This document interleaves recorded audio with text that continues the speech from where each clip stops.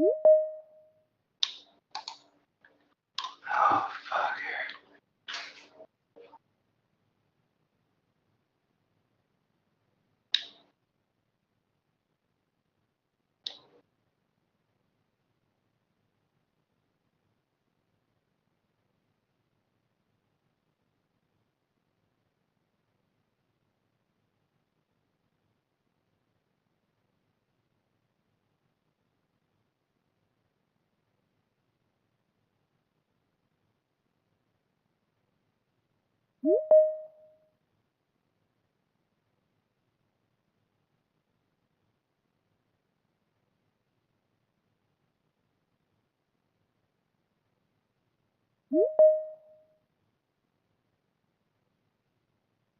There aren't probably anybody that well, I guess there are.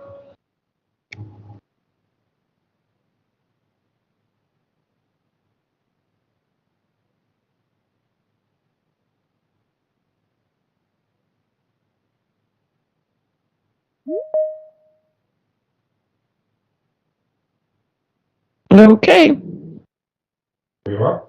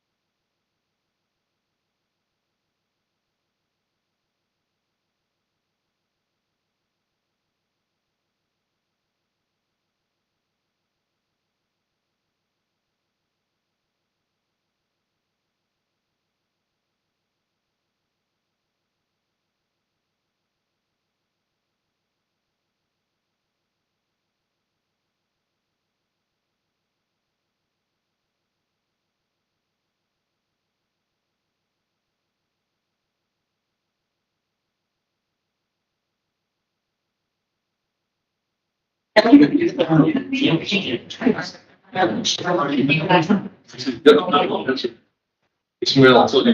evening, everybody. Hello, hello. Hello. The January 25th meeting of the Celebration Residential Owners Association. We have a buffer crowd in here today, standing room only, and we have several people online, so that's good. Well, probably good. So Lauren, is the meeting properly noticed? It was properly noticed. Okay, and we do have a quorum, right? Okay. Stand for pledge of allegiance. Oh, we lost. I pledge allegiance to the flag of the United States of America and to the republic for which it stands, one nation, under God, indivisible, with liberty and justice for all.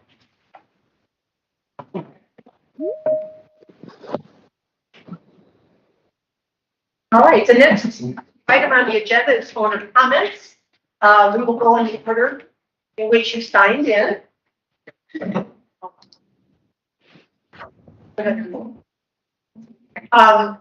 if you want to sign in, when it's your turn, if you'll come and stand in the Natalie, raise your hand. Natalie, raise your hand. If you will come and stand in front of her, so that way everybody can see you and you can be on camera. You want everybody to know you're here. That'd be great. You will have 3 minutes. Okay, Laura, are you doing the timing? Or I will be doing the timing, yes. Okay. So the first person on the list is Mike Burke. Want to step up? Mike Burke, last night I sent the board an email about an issue that's been bothering me for 3 years and which I've been trying to get CROA to make a decision on. This involves violation of design guideline flag and flagpoles. Decorative flags which are offensive in nature are not permitted. My neighbor has been flying a flag that says America, love it or leave it. He puts up a big flag, a little flag, a big flag, a little flag, as CROA cites him and writes in letters saying he's in violation of this. So you've got this documented in various write-ups of violations and things. But then a couple of months ago, I was told that no, offensive flags are now allowed because legal counsel has said it's political free speech.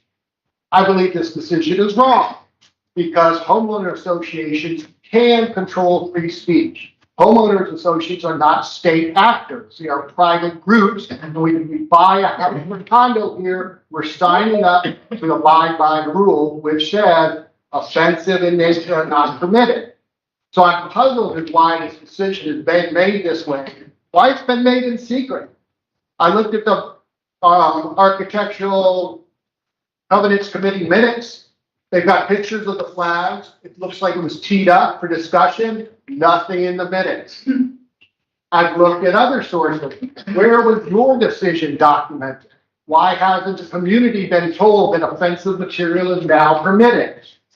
Just to give everybody a little background, because some of you might not be familiar with it.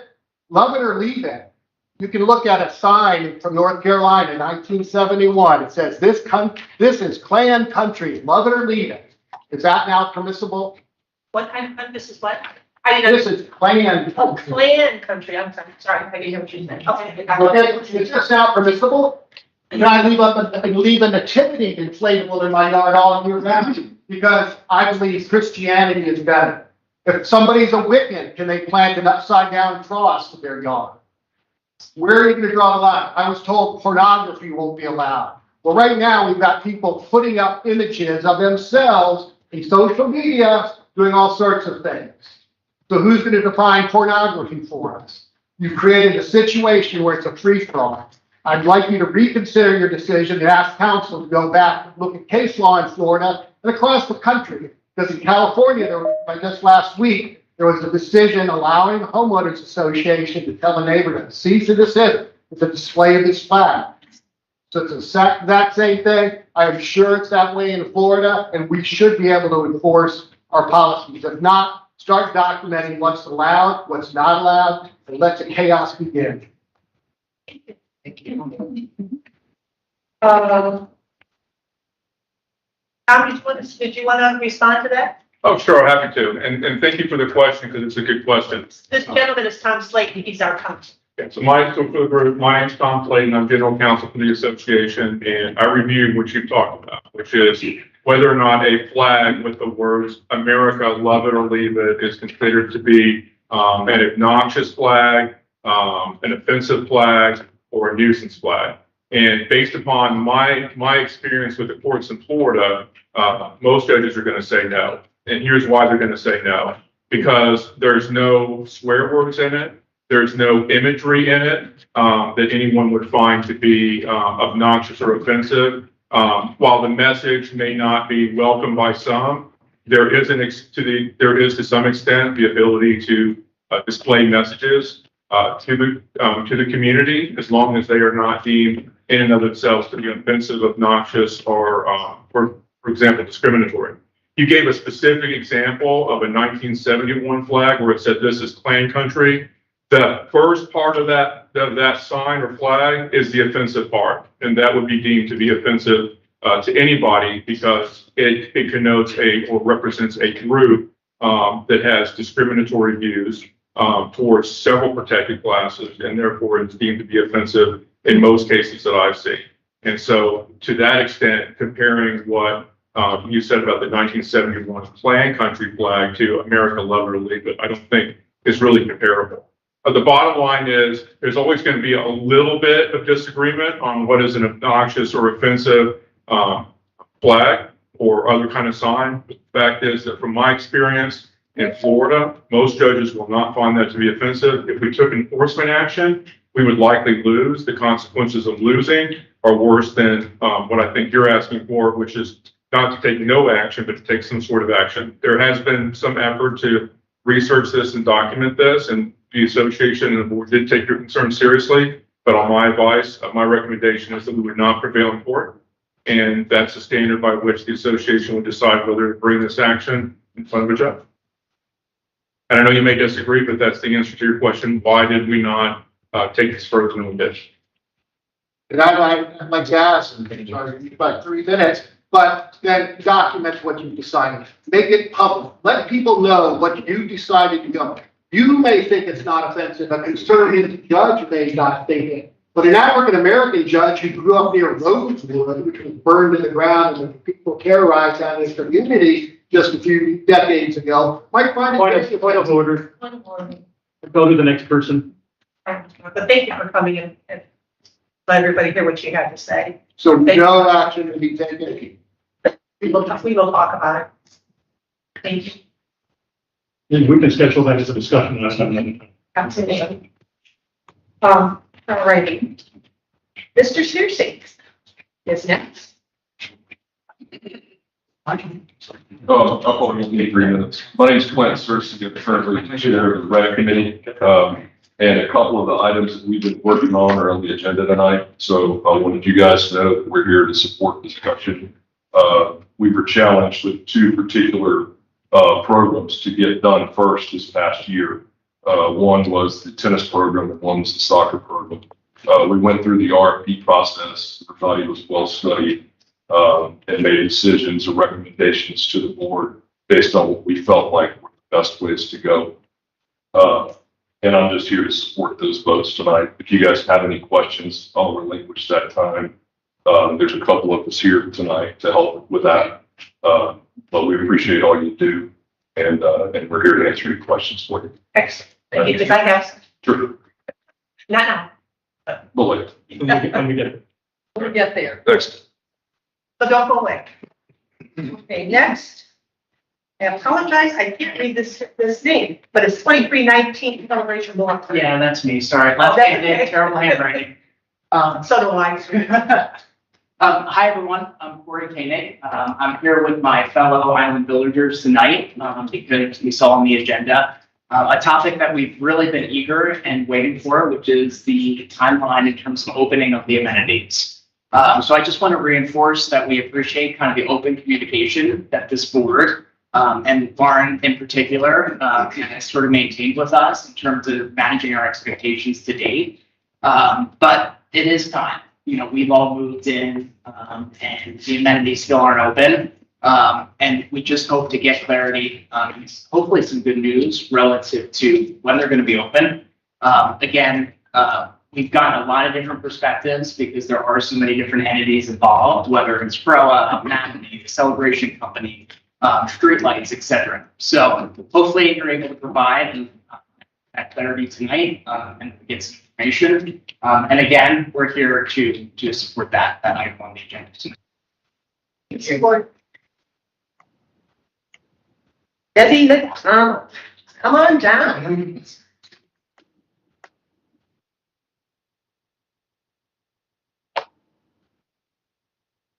Welcome, Island Villagers. It's haven't been able to the these. Just real quick, I just wanted to speak to the work that's being done, renovation on the 851 building, and thoughts about, has anyone considered, and you guys probably already have, having management rent something possibly between here and Island Village, maybe on the boulevard, and using that for the residents as far as meeting space and activities, just something to throw out when you're doing renovation. And it is the community building, and we know you guys are in short space. And as far as us looking at building anything, I think that's going to be years down the road. I don't know how it's worked being over at the lakeside and how you've operated with some people from home, but it seems to be fairly smooth from the residents. And so again, just a thought to throw out there. And thank you all for looking at. There'll be a lot to consider, so stay tuned on that one. On the agenda tonight. Thanks, Deb. Okay, next is Brian Cosby. Did I pronounce your last name right, Brian? That is correct. Okay.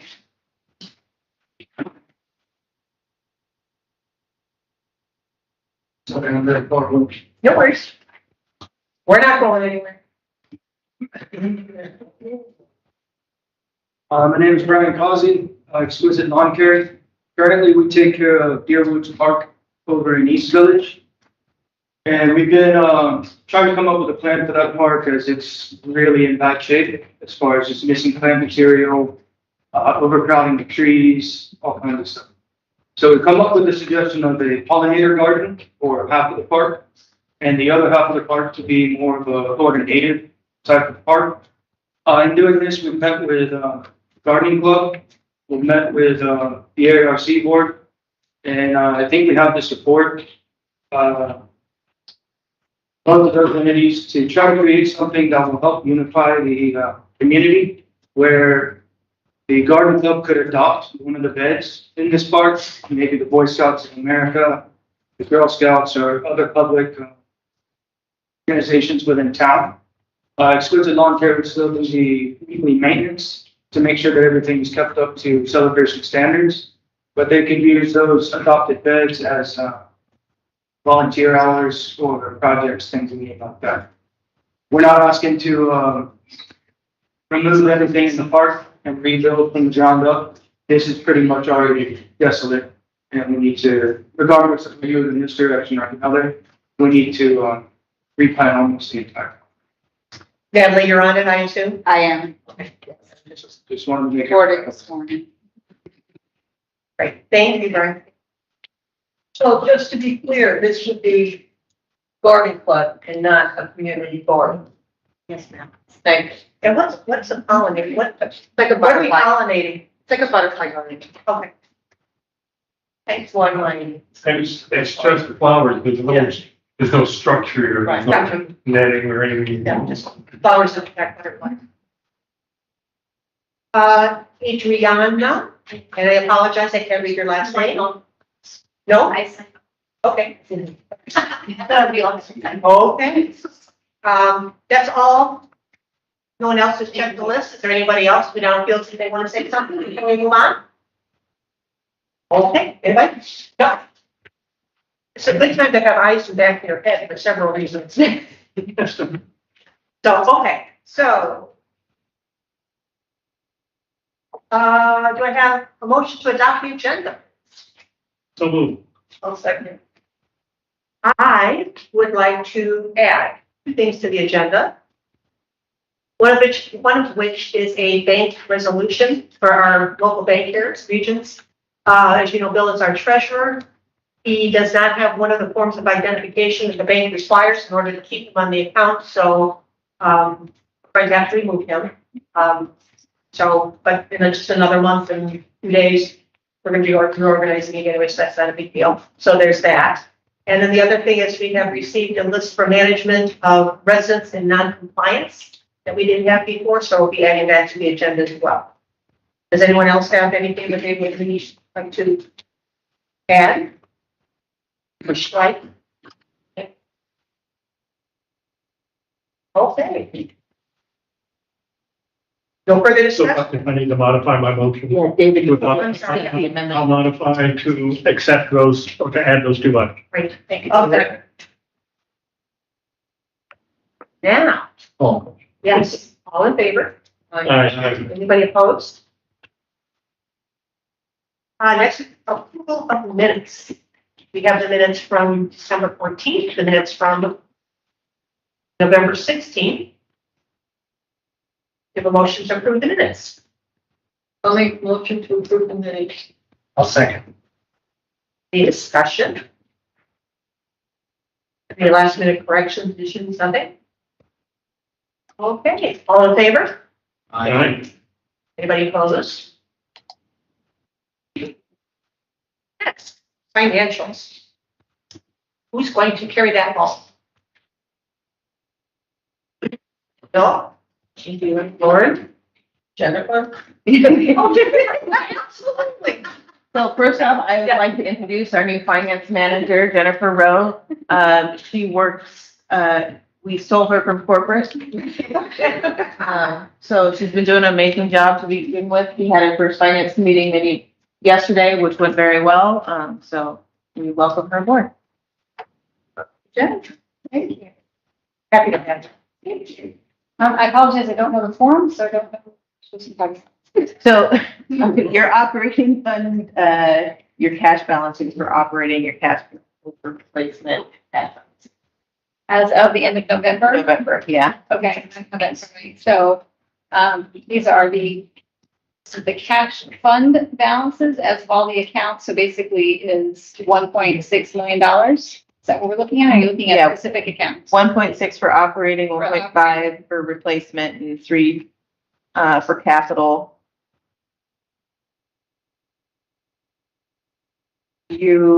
In terms of big things to note for the month of November and December, you will be getting a refund from ECDD for water because there was a bill that was double paid and then a credit that kept growing for probably meter reading reasons. So that will be applied to 2022. That's There been was, going on for a while. hasn't yes, it has been. It's been a back and forth. I just wanted to make sure it was the same one and not another one. No, it's been a back and forth. The other things that you'll see adjustments in here in November and December are for some staffing allocations, because some staff was allocated to the wrong, fund, CROA, CJC, and in the different line items.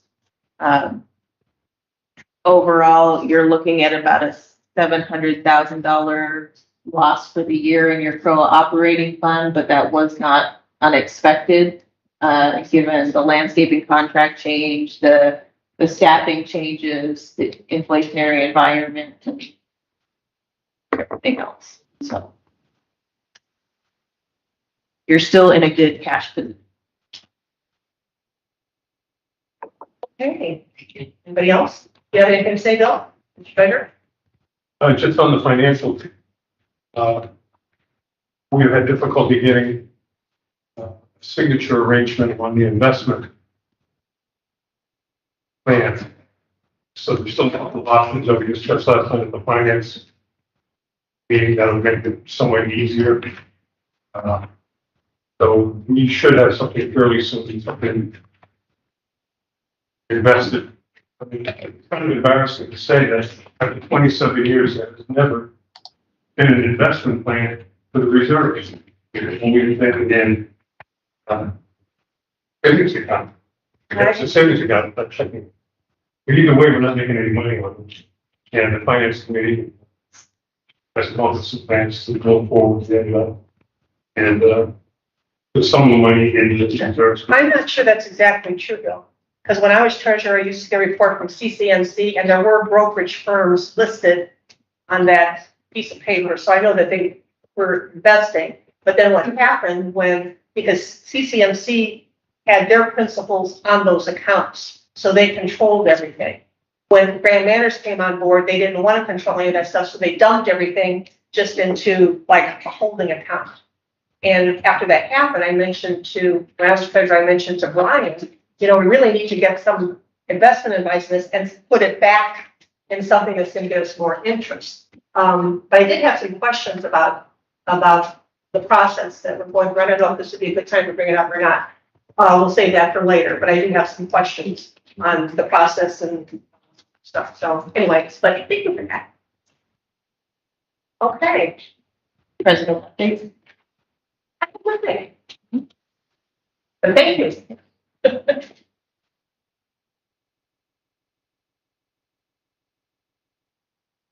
All right, on to action items.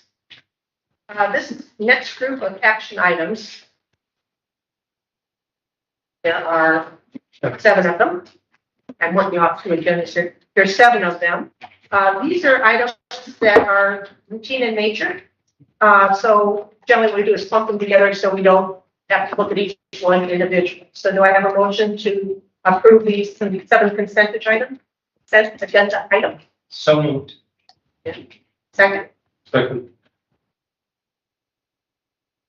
Any discussion on any of them, although I'm assuming everybody looked at it and, okay, we're good. I just want to say something to Natalie and Rose. Thank you. Service areas, and also part of the service areas that you went back and got client from, Exquisite to take over these service areas. So thank you. They're doing the work. Okay. Okay. Did I call the question? Okay, we're good then. All right, the next group. No, Oh, you did not call the question. Oh, okay. You said, shall we call it? Oh, I did? Okay. Oh, yeah. Let's vote. All in favor? Aye. Anybody opposed? That's okay. Oh, now we move down to action items where there is a action required. So the first one is to approve the 2023 contract with Celebration Soccer Club as recommended by the Parks and Recreation Committee. Do I have a motion? So this is the same session, same item deferred from December's board meeting, correct? Correct. So I will make the motion as I did that time to approve that 2023 contract. Okay. Have a second? I'll second it. Any discussion? First of all, I would like to thank Clint and the entire rec committee and the staff involved. I didn't say that last time. I think I was remote. Anyway, Yes, you were. yeah, I was remote, yeah. But I didn't say, but we set up a good process and we entrusted the committee to do what we asked. You all worked with management, working on the RFP, soliciting proposals, and I'm very proud of the process that was set up, and I'm very proud of what you recommended. So just wanted to say thank you for your thoughtfulness. I know there were challenges. Challenges remain. Individuals and entities are upset. But I think it was a good process. I support the decision and re-endorse my motion. Thank you. Did we get a second? Yes. Okay, now we're in discussion. Okay, good. That's great. I have a question though. In there, it says, that these entities will let us know if there's damage to our equipment. But I didn't see anywhere in there where it says who pays for it if it's damaged. Then, I don't recall if it's specifically in there, but that would be a discussion between Nikki and the entity to determine what caused the damage and if it's something that they would be responsible for, or if it was a standard wear and tear. So that would just be a discussion. righty. Any other questions, discussion? Righty, all in favor? Aye. Anybody opposed? Next, motion to approve the 2023 contract for Advantage Tennis as recommended by Parks and Recreation. Do I have a motion? I'll make that motion again. Second. Have a second. Okay, obviously there's discussion to be had. If we don't have a second, we Yeah. have to move on. Somebody needs to make a second to discuss. Need a second to discuss. I'll second to discuss. Who made the I made the motion? motion. David? Oh, let's discuss this. Gave it a 3-month extension. We voted last month for a 3-month Last extension. month for a 3-month extension. The contract expired on December 31st, 2022. And they want to put this contract in effect At the end of March. at the end of March. So that would be, So, Yeah, well, it would be The rest of the April 1. 9 months, the rest of the It would month. be after the 3-month time period, but out of respect to our, partner program, we need to give them some leeway to plan and prepare for their season.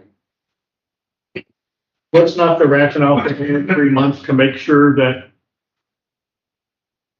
Advantage Tennis follows the standard set up? So I'm gonna ask, Was that the that reason? was the reason, but I'm gonna ask Clint and Nikki to speak to the auditing that the rec committee has been doing of the tennis courts, because the rec committee has taken it upon themselves to audit the tennis courts throughout the week, and Nikki's team has been doing that as well. And is that just in terms of that audit reflecting on the fall also, or just January? We've been watching that program for 9 months. Okay. 6 to 9, Thank you. however long we've been around, to the point of 2 or 3 days a week. I go down there myself to see what's going on, which courts are being used. And I'll go back, I don't want to take a lot of time because you guys know I want to be efficient, but I think we definitely want a partner tennis program. That's really not a question, because if we don't, it's the wild, wild west. Every pro on earth will want to use those courts with whoever they know anytime they want.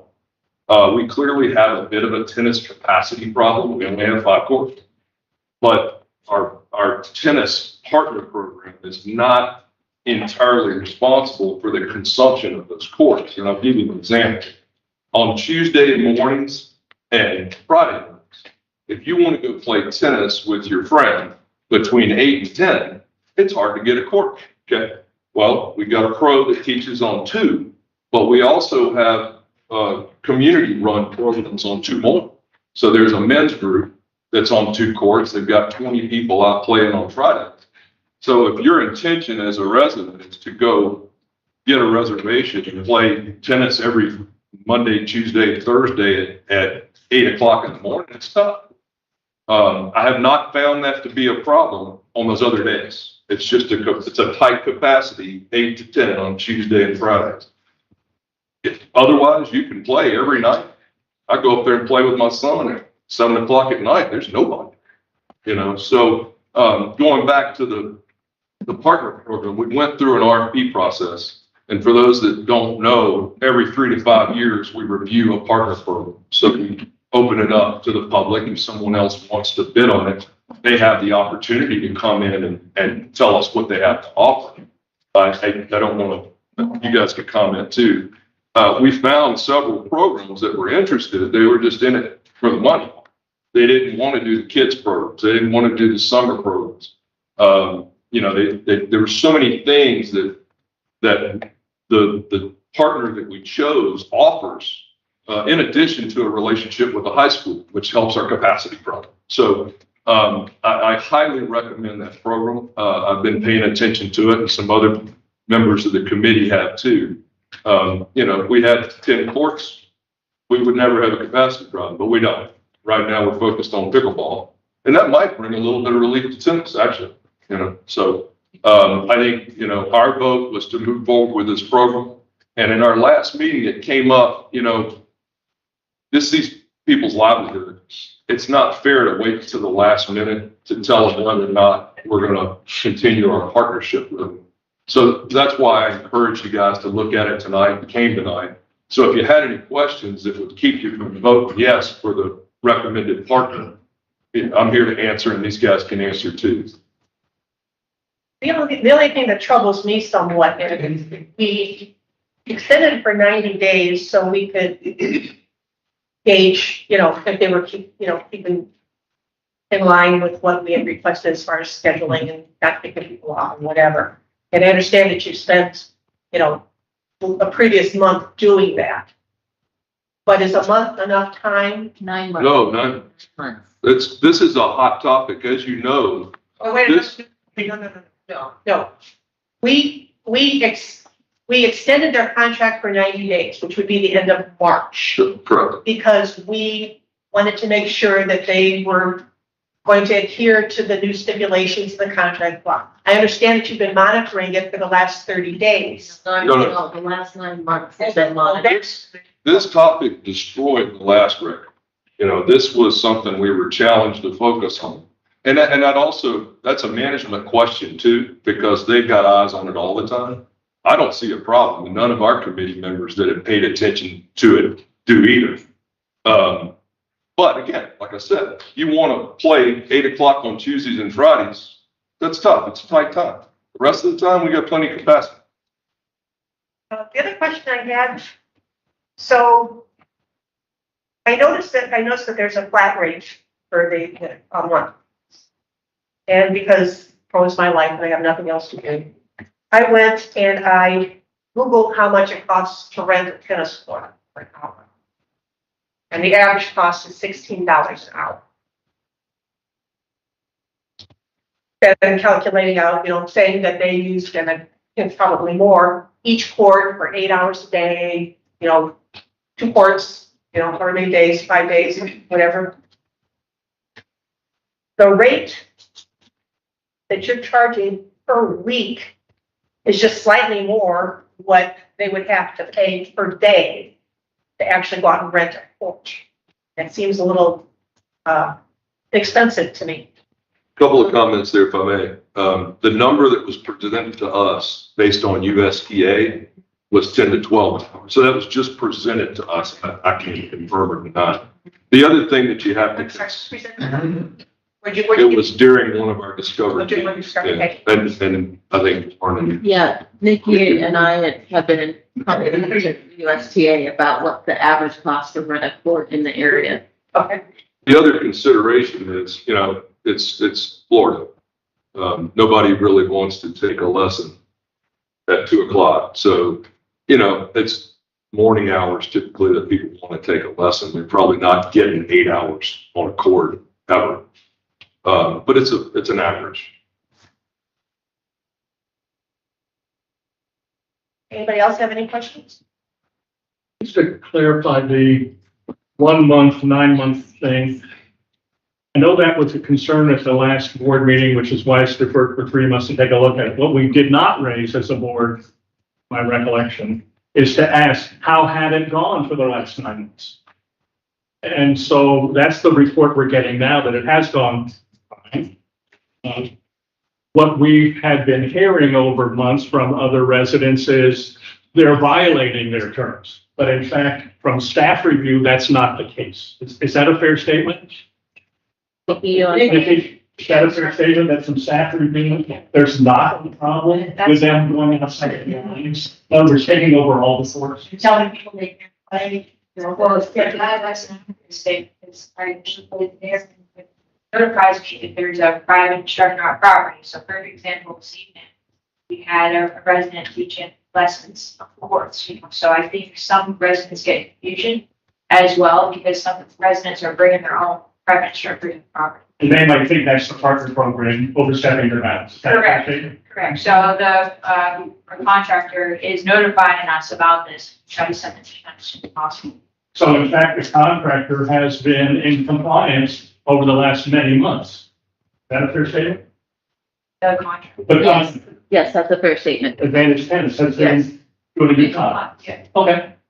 That was the question that we had raised to defer for 3 months, and now we're advancing that decision to. Is that fair? So it's the rate that we're charging them, it's a flat rate now. So the rate that you're charging them is a flat rate. The other piece of the contract that's in both this and the soccer contract is at the end of the year, we will request the financials and we'll review them to see if rates need to be adjusted based on their financials, any CPI changes, any market changes, things like that. So we are not underselling the amenity usage. Because tennis courts don't have a lot of maintenance, but fields. Exactly. So, yeah. So in both contracts, that's part of the agreement that the annual costs can change based on those factors. And that was based on advice from a subcommittee that included Nikki and Clint and Mike Jackson from the finance committee. They kind of reviewed the existing contracts and the existing numbers that we have been charging. And they said we need a mechanism for readjusting prices throughout the year, so we're not undervaluing our amenities. Okay, anybody else have any questions? Comments, Jim? Yeah, there was some discussion, many months ago about, the, partner program not keeping up with their payments. Mhm. And that they were contracted to, can you address that? I don't recall that issue with this contractor, but there was an issue with another contractor in that space. So, but if any contractor is delinquent in their account, then in the contract, it does state that we can revoke their access to the facilities. Thank you. And then, as I recall reading it, there's not even a grace period. It's like, if it's due on the 15th and you don't pay on the 15th, then we are in our rights to cancel your contract. Thank you. I'm on the rec committee, Julia Duvall, 1107 Blaze. I think the other discussion that we had in the RFP process prior to actually going forward with it was that current programs that were in place, if they were going to come to the RFP process, they had to be in good standing. So it was told to our committee that this partner program was in good standing at the time that he went through the RFP. Great. Thank you. Anybody else? Okay, call the question. All in favor? Aye. Anybody opposed? Okay, motion passes. Thank you, Clint. Thank you, guys. To the recreation committee for, Yeah, all you do. you know. Appreciate you guys and moving that forward. I'm gonna Thank slide. you for moving it Where forward. you going? Oh, no, no. Nice try. Is there any other comments related to rec committee that I should have around? No, you're good. Thank y'all for so. Fine. Appreciate it. That's one from Carolina's Village. Hey, good, sir. That's one. Good night, everybody. Good night. Take care. Okay, number 3, motion to accept the 2021 control audit as recommended by Finance Committee. Celebrate. Need a motion? Do I have a motion? I like the motion. I second it. Okay. Any discussions? So I will just note that the finance committee discussed the audit, last night at the meeting. They've been in consistent contact with Jennifer about the auditor's recommendations. Jennifer and Dawn have been going back and forth with the auditor for many, many months.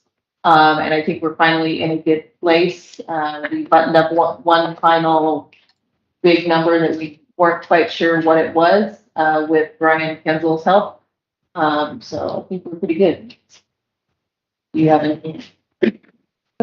All the time coming.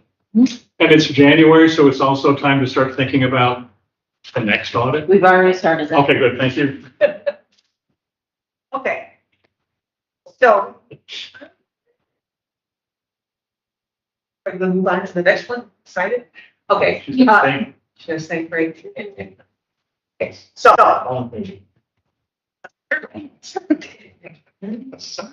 Okay, motion from Bill, Jim, second from Bill.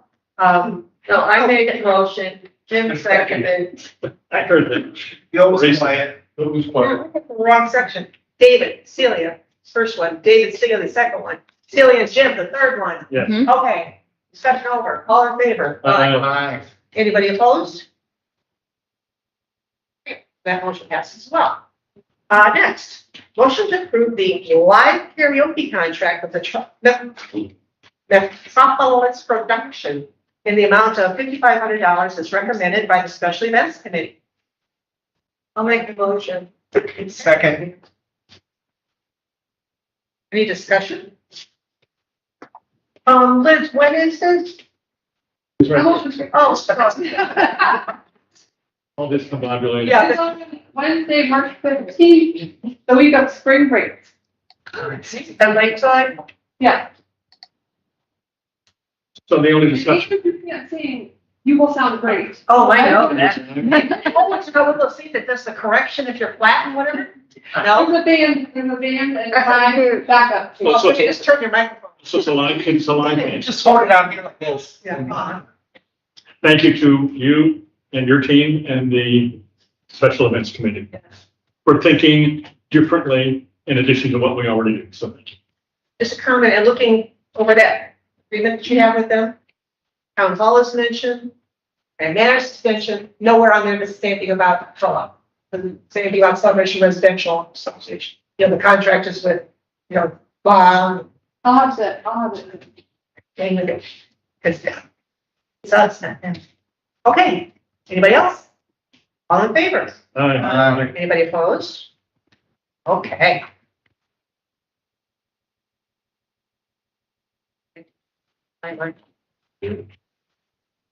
Okay. Next. Motion to recommend approval of 1-year service agreement with Acela in the amount of $9,542.14. Do you have a motion? So moved. Second? I'll second. Discussion, anybody? Yes. Yes, in person. No, in person. Don't you go. Then maybe I'll withdraw my yes. No.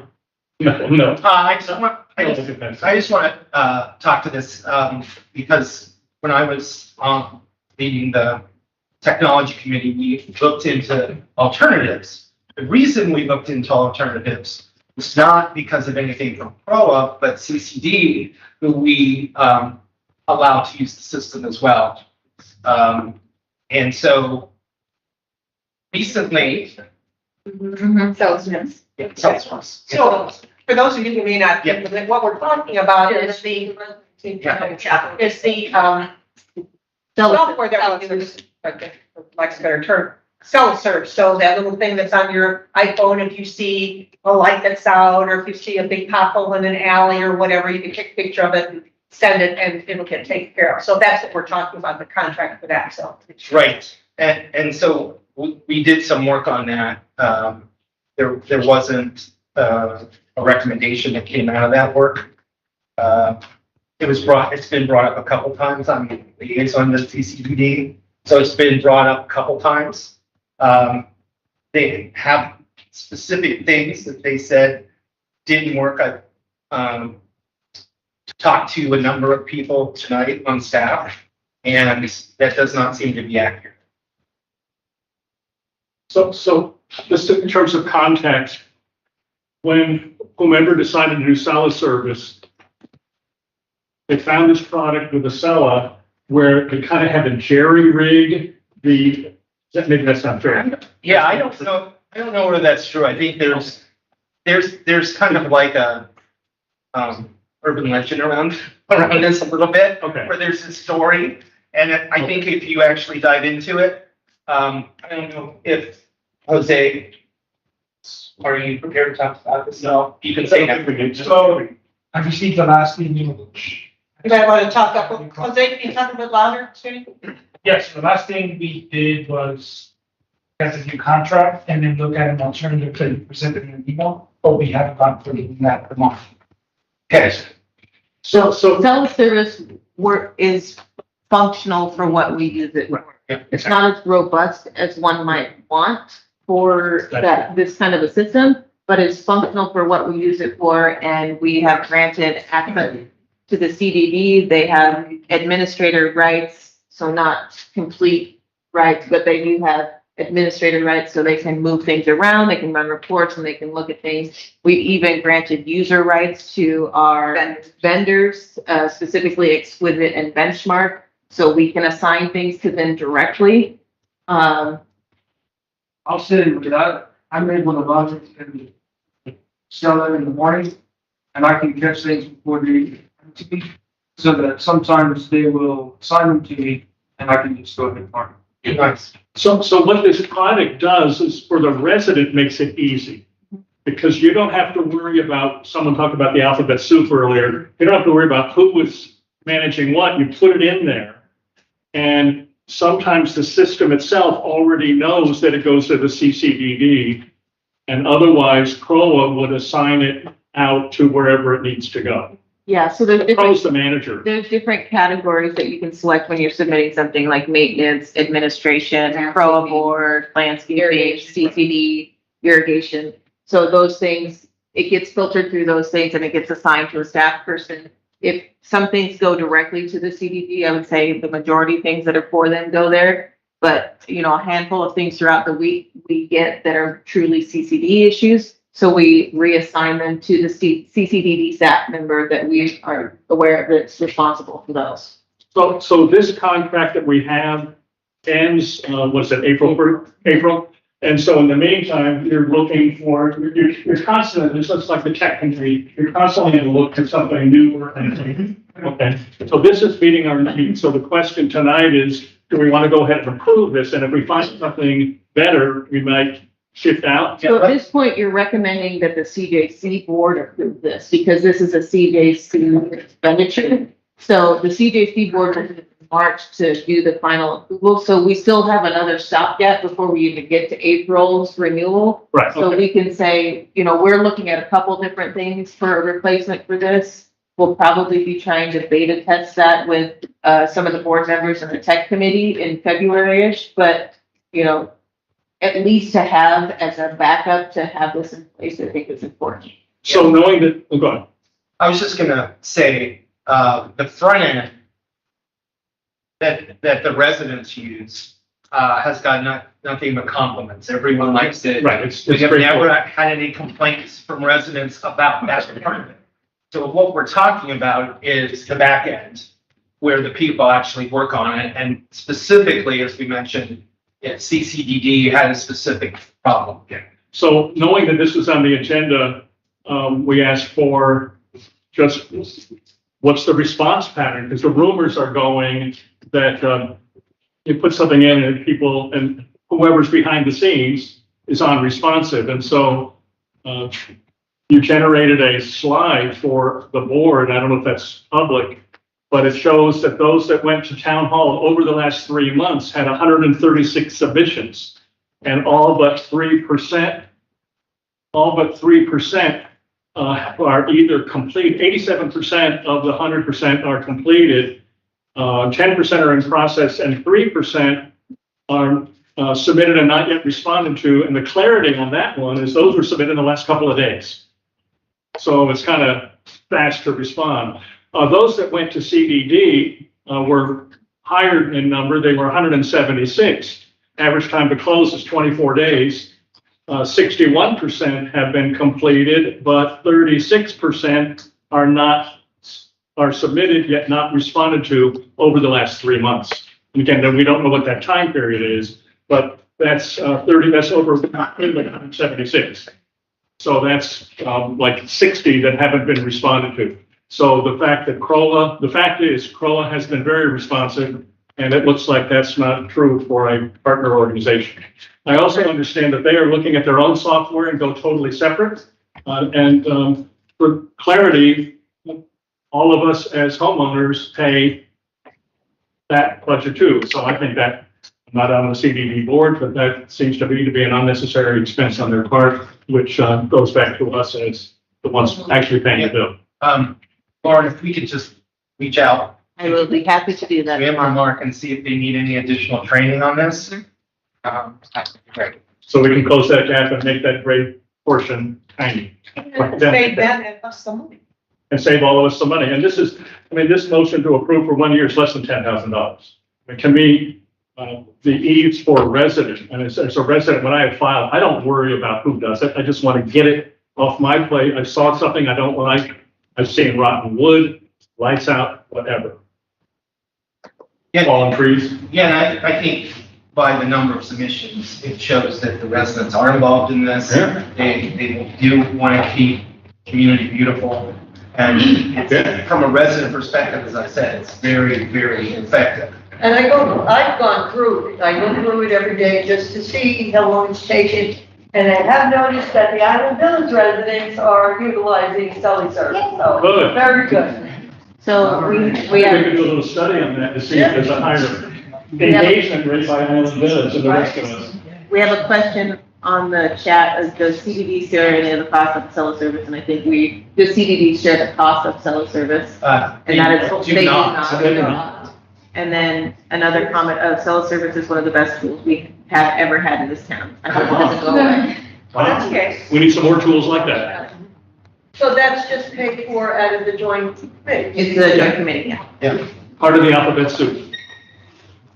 CJC. And I guess to be fair, we don't know for sure that if CCDD gets their own system, if somehow that will filter down to us, to be fair. Don't know. So, but anyway, Don't know. but for right now, we're paying for the service that both of us use. So then if they get their own system, well, us homeowners will be paying for two systems. Well, to be fair, we don't. Well, who's gonna pay for Well, it? I'm just saying. We don't know. We don't know. Okay, so. You have anything else? Okay, all in favor? Aye. Anybody opposed? Okay, motion passes. Next, motion to approve the replacement of Lakeside Pool salt cell and housing by CES, that's the company that provides it, in the amount of $11,653.94. These are reserve funds. That means that we've already put money aside, anticipating that this would happen sooner or later. Do I have someone to make So that moved. motion? Oh, David? no, someone. Yep. I'll second. All right, discussion, questions, anybody? So is this gonna make the pool, I don't know. Salty. You know, Brian can speak to it, he knows like. I just question because I go to the lakeside pool and I go to this pool. I go to Artisan Pool sometimes.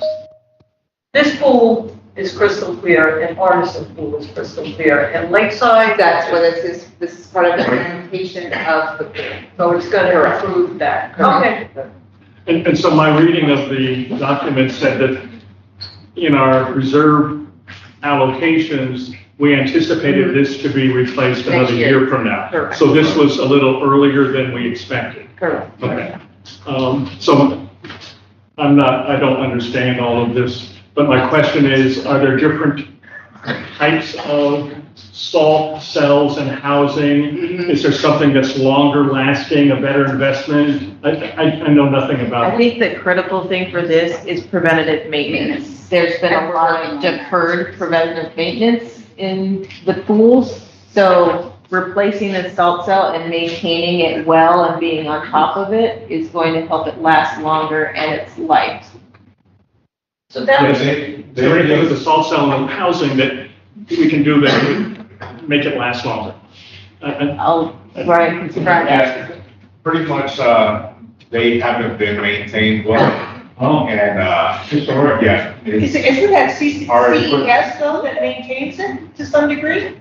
Or no? CES does not maintain it. However, we do have options. We have option to outright buy it. Or We lease. have the option to lease. Leasing would give us a preventive maintenance directly with CES, where it makes them responsible for the units. And they'll actually take full responsibility to come out here and actually do the preventive maintenance themselves on it. Which takes a lot of the liability off of our hands. Also, if something goes wrong with the unit, they're more apt to respond to it. So that That's kind something of, that we want to talk about at our next board meeting and provide you with the documentation. We just needed to get clarity from CES about what exactly it was, for all of the pools here in Celebration. I'm glad you're going there. So diving into that a little bit more the future time. I mean, I think this is clearly an improvement. Yes. To be approved item. For the pool. But diving in for the future, talking about the lease arrangement, maybe that's something management can weigh. Yep. But something that was proposed, and it was 3 persons before you, I think. correct. Who researched, looking at other pools. Does this then, salt cell and housing, is that part of the heating process? No. And that makes That's it, not correct. It's to but keep we looked at it, 'cause in a couple of our pools, there's nothing. And so the pools then become kind of unusable in the cold of winter and even in the heat of summer. So is that something that can all fold into one package to look at the Equipment, pools of Celebration? all the pool equipment. And including Island Village also? Yes. I know it's brand new and not yet open, but Yes. And a lot of hotels and resorts go that route just because of the heavy usage. I've utilized that before, and I think that would be a great option for some. good. So I think that would be a healthy discussion and a major enhancement for the community all the way around. And just so you know, I see what you did there. Pool, diving in, I got that. That was, I didn't get that. Yeah. So, any other questions? Thank you. Thank you, guys. All right, No problem. calling the question, all in favor? Aye. Anybody opposed? Okay. Oh, so, no, I guess I put them at the bottom, but that's okay. Okay, either, no. No, it's okay. So we have the 2 additions that I made to the agenda. We'll do those now before we get to the other things. Well, one of them at least. Yeah. The resolution. This is a board resolution because Bill is treasurer. We have some accounts here in town, local accounts that we use. And Bill as treasurer does not have one of the pieces of identification that they require in order to keep his name on the account. So if we don't provide that, they're going to close the account. So rather than that, we're going to take him off the account. And then in another month or so, we'll be naming either Bill again as treasurer or somebody else. We'll have to figure that out come the election. So anyway, I would like to have a motion to approve this resolution, bringing Bill in the account. He is the only signer, but we never signed anything on this anyway. So Do I have that motion? I'll make the motion. I second it. All in favor? Aye. Okay. Maybe I'll move this along so I won't forget. The other one that we added was the non-compliance items for final review. And there are 13 items. Minus 8. So we're looking at 8 items here now, or 13? 8. So 8 properties. All right, do I have a motion? So moved. Second. Anybody have any discussion? Favor? Aye. Anybody opposed? Okay. Going on to fee waiver requests.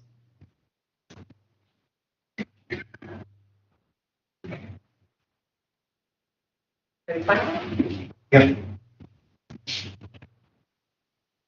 Anybody have any questions? No. No. Do I have a motion to approve the fee waivers as recommended by management? Well, second? Second. You did? And all of these are just public. It's, some of these items, since there's confidential information, they're not in the public board book, they're in the board's board book. Yeah, all 5, there's 5 items and all 5 of them are under $100. Yes. And all recommended by management. Okay. On the question, all in favor? Aye. Anybody opposed? And last but not least, motion to approve payment plan is requested by residents. A motion to approve this payment plan. I'll make the motion. Second. Any discussion, any questions? I don't remember seeing in here a recommendation by management. I assume it's recommended. It's by default, it goes straight to collections, so Okay. there's no harm in giving them a That's fine. chance. All in favor? Aye. Anybody opposed? Okay, motion passes. All righty. Discussion items versus management update. Lynn Moore. All right, so right now we have current vacancies of a service area admin assistant, 2 maintenance techs, a full-time park and rec monitor, and 2 part-time park and rec monitors. We will be coming up soon having a inspector vacancy, the executive admin assistant vacancy, but we are hiring a communications coordinator beginning the end of January. And we will be holding a job fair on January 30th. So hopefully we will get some good candidates there. Current projects, the Lot D project, we are still in the RFP submittal process. The new deadline is January 27th. After this, the SME group and management will review the bids with the Kayla group, that's our owner's rep. We'll provide a recommendation to the board. You'll get copies of all the submitted proposals along with the recommendation from the group and from management. And the goal is to award the contract on February 22nd board meeting, if that's the direction you choose to go. Town hall, the remediation and cleaning efforts were done on January 18th. The town hall staff moved back to the building the end of that week, and we were fully operational on the 23rd. We're waiting an engineering assessment of the building to address the deficiencies, so you have a full picture of what needs to be done to the building to get it back whole, and so you can decide on a path moving forward. Hopefully we'll get that sooner rather than later, but we're really pushing to get that done quickly. We piloted a new resident orientation for some of our Island Village residents that's just put on by town hall staff and is really town hall oriented, ARC covenants, how to pay your dues, how to sign up for the Surenet portal. It went well, and they had a meet and greet with all of the managers at town hall that were there that day. So I think it was a nice start, and we'll be kicking that off either monthly or bi-monthly moving forward. So even if existing residents want to come and meet the staff at town hall or have questions about our covenants, we can answer those questions. So it's just another engagement piece for the community. Community standards, Covenant's team started full inspections the week of the 16th. The mailing of letters will continue to be completed out of town hall, so we don't experience the issues that we had last year. We have a small backlog and 38 violations have been submitted since we began full inspections. ARC is moving smoothly and they're working with the manager and the condo associations to clarify some processes, especially surrounding the ceiling fans in Artisan Park and the varying processes and approval that Celia uncovered in her query. What was that, last week or the week before? Doorbells, yeah. Resident services, we have 620 residents assisted at town hall on weekdays and not on Saturdays, 22 in the evenings. General updates, monthly park and amenity inspections begin in February. There'll be grading sheets that will be posted on the maintenance page of the Celebration website, so the residents can see how well the park's being maintained. And we will have consistent contact and conversations with our vendors about that. Playground demolition and installation at Spring Park and Long Meadow will begin next week. New signage for the community will be arriving and installed over the next few months. That's something that you previously approved in a prior board meeting.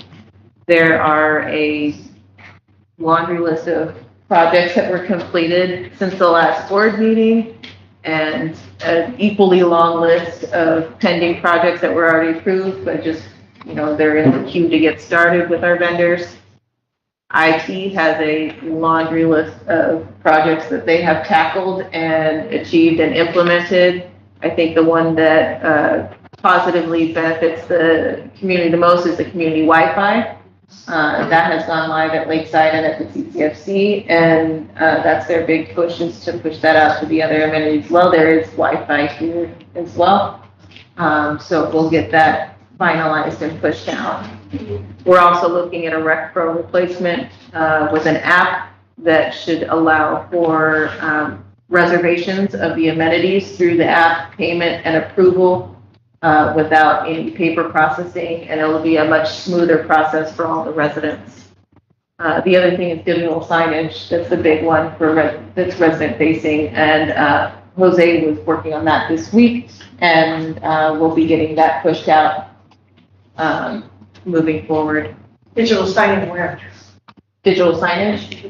It's not like it's not like an electric sign, saying like celebration here. It'll be TVs at like Lakeside and Heritage. It'll be like at Town Hall, yeah. Can I ask you a question? Yes, ma'am. The turf outside here at the park, did they change that? Facade? The fake turf. Are you talking about the playground? The playground down here. They are changing it, yeah. Down here. Yeah. It looks like it looks. But the cushioning underneath it's warped. No, I'm just saying, I was just wondering if they changed it. Walking there, yeah, since. Did you guys clean it, Brian, at all?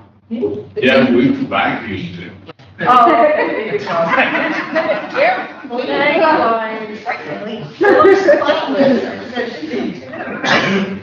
So Parks and Rec finalized the RFP process that you just approved the last of the contracts with. Lifelong has been, we've relocated them to the Jones Room and Heritage because of Town Hall. Little League registration starts February 1st. If you're interested in Little League.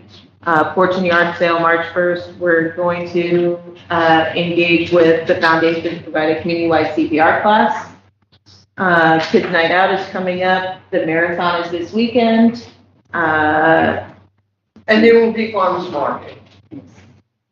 Correct? No, there will not be. People are asking. Mhm. Do we get any revenue from the, I'm just asking, from the marathon? No, we are sponsorship with them. Oh, we pay to have them. We don't pay them, we donate our charity and stuff, yeah. Donate our community to them. Yeah. So, art and charcuterie was the other night. Liz, how'd that go?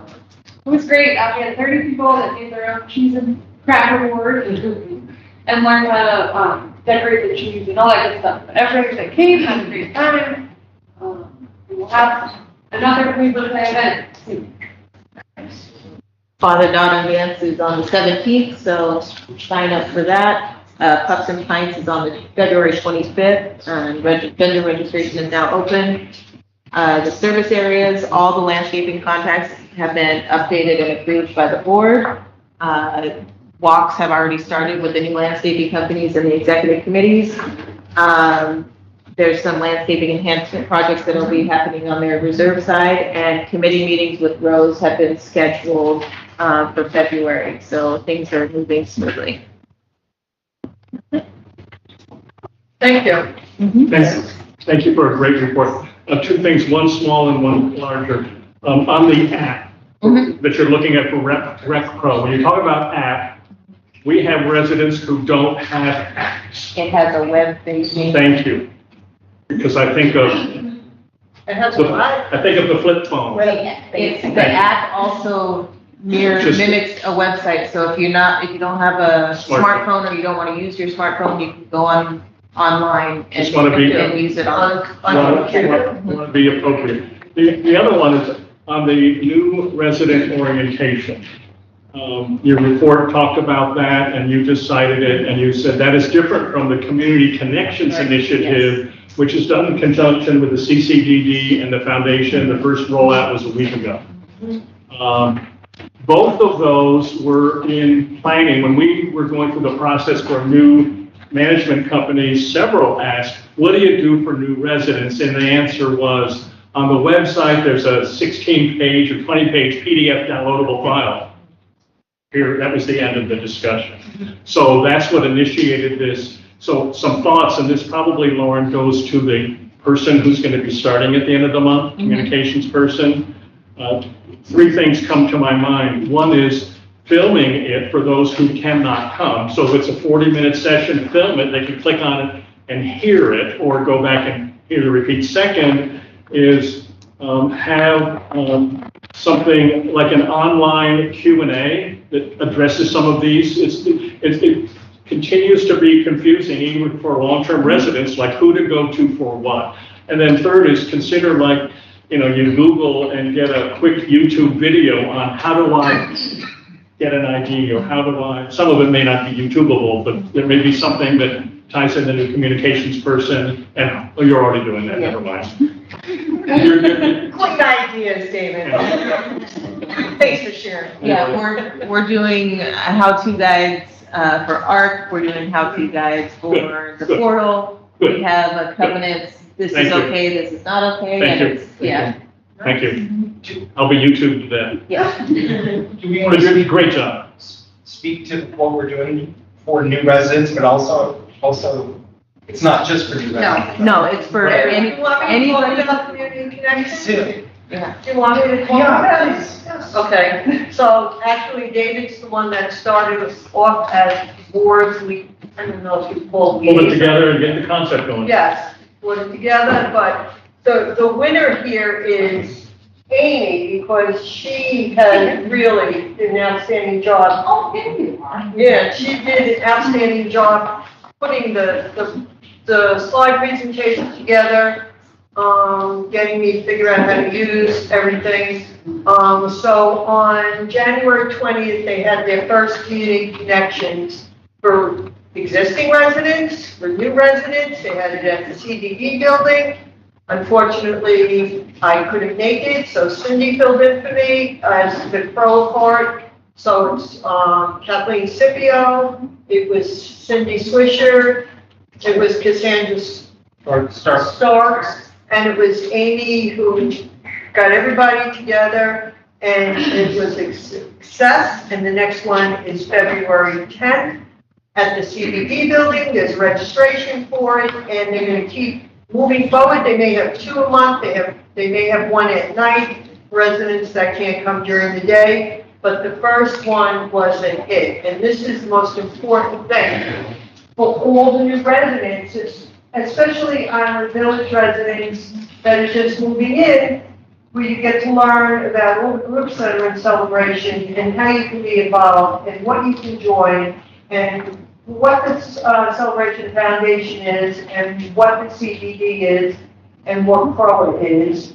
And I think they gave out tickets to the concert this week, and every month is gonna be giveaways, but it's just good to be in person and hear about the community. So it was an awesome event. When is the next one? February 10th. It's going to be every second Friday of the month during Food Truck Friday. So we would like the new residents to go to Food Truck Friday after it. Awesome. What time is it? I don't know. 4, I think, right? Is it 3 to 4, second Friday of every month, and it'll be held here for. No, CBD. CED, yeah. It's definitely. Yeah. And it's less than an hour, and I can tell you, because I was It's there. fun. Yeah, I mean, everybody was very engaged, people were smiling, laughing. Afterwards, they stayed around and chatted with other people, because facts about the people, if they asked questions, came out where they came from or whatever. Turns out that the couple that was sitting right in front of Mike and Debbie Jackson live across their alley, and they didn't even know, they didn't know each other. It's, oh, we know you, you're getting a house painted, you know, so there was a lot of that going on, and it was a really, really nice meeting. Thank you, David, for starting this, because I remember when you first brought it up in 2021, 2020. and they looked at you like you had 3 heads, and they said, no, let's just wait on that. Well, Yes, it that's finally right. That is came. true. Yes, I remember The that day. fellow board member said that. So, Cynthia, thanks for all the time. oh, Make it it's happen. not me, it's No. Amy. Amy's the star. Amy's the star, thank you, Amy. Roger, she's the star. Thank you, sorry. Welcome to one. Island Village of anything? We're doing a lot. Do you want to move on to Island Village? Oh, yeah, Yeah, let's go to- Yes, you If do. you weren't done, yes. Yes. Tom, can I put this to you? Yes. It's okay if I stand up? The moment we've all been waiting for. So again, if you didn't hear me before, my name's Tom Slayton, I'm general counsel for CROA. I also represent CNOA and TJC, as you know. The issue for today is a discussion about the Island Village clubhouse and pool. It's also secondarily about the landscaping area that's also being included in transfer. But the main thing that I was asked to talk about today is this transfer and opening of the clubhouse and pool to a lesser extent the open areas for Island Village. And I wanted to give you all a little bit of background about where we've been, where we're at right now, where things are going, and then answer questions as best I can. I may not have all the answers, but I certainly have them with respect to CROA's perspective of what's been happening. So, as you all probably know, last year, the Island Village clubhouse and pool were completed. And when that happened, Madame and Streetlights pushed to turn over both of those amenities plus the open space to CROA. And by turn it over, what I mean is deed it to CROA and have CROA start operating and maintaining all these items. And it's important to emphasize, it's not just maintenance, it's also operation. People have to be down there to operate the clubhouse, to operate the pool, to make sure that things are working correctly, and to also, engage with the members and residents, including the apartment complex. You're talking about the gym also. Yes, so yes, thank you. So within the clubhouse, we have the clubhouse space, we also have a gym.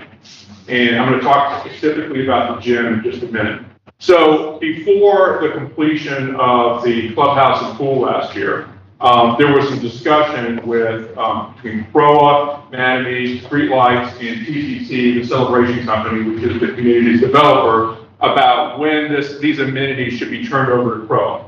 And so our hope, CROA's hope, was that they would not be turned over until we collected enough Island Village assessments to offset the cost of operating and maintaining these amenities. In other words, the goal was, let's not have residents in other areas that are not likely to use this amenity subsidize or essentially deficit fund any operations in Island Village, but we would want the Island Village assessments collected from the residents, including Madame, who owns some lots out there still, so that it would equal or exceed the expected cost, and that way CROA could break even. That was the goal. And so we had this discussion for over a year. where CROA, through the board, through management with Lauren, analyzed the financials, made some estimates based upon the facts and information that we had, did a study of the Artisan Club to see, taking out the restaurant, what our expected cost would be, did a lot of work, didn't have all the answers to everything we wanted, but really through Lauren and her team did the best estimate we possibly could come up with. And we went to Madame and we said, hey, look, this is what we'd like to do. This is when we think that a turnover will be appropriate. We think it should be, revenue neutral. And we gave some proposals. We didn't hear a lot for a pretty good period of time. Got a little frustrated. I think they got frustrated with us too. And we all started talking to TCC. And the reason why we were all talking to TCC is because TCC, as the community developer, kind of has final say on this. And when I say kind of has, they do. They have final say on it. Essentially, TCC can decide this is the date of turnover, and you will accept it. You will not turn it over before this date, but this is the date that you're gonna have to accept it. And then once that happens, then you're gonna be owning it, you're gonna be operating it, and it's gonna be open. All right. So last month, TCC finally decided, okay, we're gonna declare when CROA is gonna have to accept this. And I'm gonna talk about why they have the power to do that in a second, but let me do the details first, because some residents are here wondering when this all happened. So TCC's decision is that the transfer of ownership to CROA will happen on February 1. Transfer of ownership will happen on February 1, and full operations will begin March 1. That's TCC's decision, and that decision was communicated verbally and has been followed up with several documents. Those documents, which are going to relate to why TCC can decide this, and for anybody that's curious about it, includes what's called a supplemental declaration. It's a supplement to the charter. And that supplemental declaration or charter supplement will subject these amenities, the clubhouse and the pool and the open space, to the CROA charter. It becomes part of CROA. Right now, it's not officially. Right now, it's just space. Unlike some of the homes that are already part of CROA because they were submitted, this is just space that exists out there. It's been intended to be on CROA, but it hasn't happened yet. Secondly, there's going to be a deed. That deed is going to be, I think it's from streetlights, but it's also being worked through with Madame, and that's going to be deeded over to CROA, so we'll have official ownership. Included with the deed is going to be a bill of sale for any personal items that are in there. That's also going to become CROA's ownership. So the important things to understand right now are ownership on February 1 and then full operation on March 1. Now, as you can understand, we don't think at this point that we have revenue neutral cost versus assessments from Island Village. But TCC has the power to make this decision anyway, even though we had been talking to them about our concern. And there's two reasons why TCC has this power. I'll give the specific reasons, but understand that, number one, TCC is a developer, and like most developers of most communities, they have development authority and final say on properties that are going to be added to the community. So Island Village itself was always intended to be part of CROA. And TCC retained development rights to that property. When the builder Madame, who came in to build, and then select the street lights as part of the apartment and to build the clubhouse and pool. But TCC always had the power to say, okay, at this time we're going to add Island Village to the rest of CROA, and at this time we're going to transfer any common areas within Island Village to CROA. It always had the authority to do that. We were talking to them about reasonable times in order to try to avoid any kind of deficit funding, as I call it, by the rest of the residents, but TCC always had the final say. For a while, TCC just waited to see if we could figure out amongst ourselves, Madame, streetlights and CROA, if we could work this out. When we couldn't come to an agreement, then I got a call from Paige Pierce and from TCC's attorney, and I was hoping it was another discussion call, and frankly, it was, okay, this is what's going to happen, and this is what's going to happen. So this is it. I shared a number of concerns that Lauren and board members had shared with me about taking it on now. There's many different issues. One of the specific issues that Celia was wanting to make sure that I addressed is the gym. So one of the concerns that we had is that Madame and Streetlights want that gym at the Island Village Clubhouse open 24 hours a day, 7 days a week. 24 hours a day, 7 days a week. Now, as most of you probably know, we don't have any other gym that I'm aware of open 24 hours a day, 7 days a week. This is new. So I asked for some more information to understand why this particular gym has to be open 24/7. And so I requested some information. I don't have it yet. It sounds like there's an agreement between Mattamy and TCC and Streetlights to have it open 24/7. But again, I haven't seen the agreement. I haven't seen the requirement. As soon as I do, I'm going to pass it on to the board of management, and we're going to talk about it, try to understand it. Can I address a couple other concerns that we expressed? So a couple other concerns that we had are the fact that there's a bit of a security concern down there. And the reason why is because there were some recent incidents at the Artisan Clubhouse with the pool, with people jumping the fence and getting in there and causing some damage and partying. And Artisan Club service area had to install some cameras and some announcement speakerphones to say get out. Manager for Bill had to go out and confront some people. They may or may not have slashed one of his tires as a response. The problem with Artisan is that it's pretty far back. If you call law enforcement to come back to Artisan, as you all, if you're familiar with Artisan, it's pretty far back there.